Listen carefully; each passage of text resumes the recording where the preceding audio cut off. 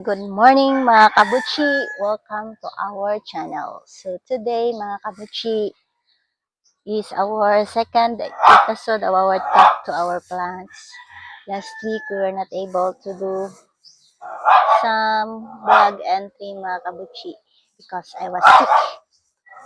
So mga plants, so just like my plants mga kabuchi, the owner is also got sick.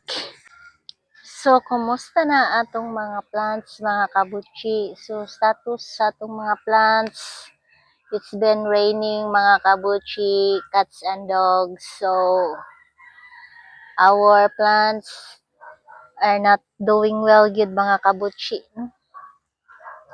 Because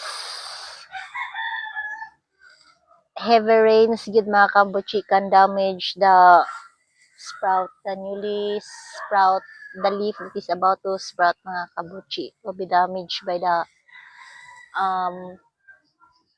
by our plants. So kani siya mga kabuchi, mao ni siya si our beautiful, my good mga kabuchi, ever beautiful gid ni siya. Ever pa.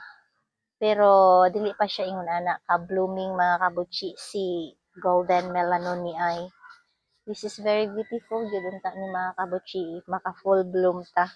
Again, because of the rain mga kabuchi, so damage jud ni siya. Ang ato ang new leaf mga kabuchi, damaged jud siya. And then this one mga kabuchi, the beautiful, this is kanang Thailand pag na siya nga version sa anthurium. Na siya kuan army, dili man na siya army, camouflage, anthurium camouflage mga kabuchi. So nice na po datong mga plants mga kabuchi, ang atong di na siya makita no. Kanira gid siya ang makita, so mora pod ni atong i-feature mga kabuchi. So this plant mga kabuchi, hapit na jud ni siya mamatay mga kabuchi because nabutangan siya og coffee.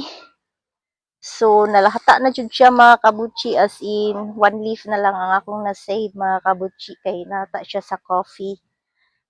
But then from that one leaf mga kabuchi na siya 1, 2, 3, 4, 5, 6, 7, 8, 9, 10. Sakto ba ako ihap to 4, 8 ra di ay mga kabuchi. So at least mga kabuchi ni kuan na siya. Naidako na siya. So wala pa gini nato na cut mga kabuchi, wala pa ni nato na multiply. So we are starting pa. So there are philodendrons mga kabuchi that is easy to propagate, like the katong choco burgundy, ang giganto mga kabuchi. Ya lakat dis mga kabuchi, kita niyo gwapa kay mga kabuchi no. But I cannot remember the name of the plant mga kabuchi, pero gwapa gid siya. And then we have our Ataba Ponsi here mga kabuchi. So they are sharing.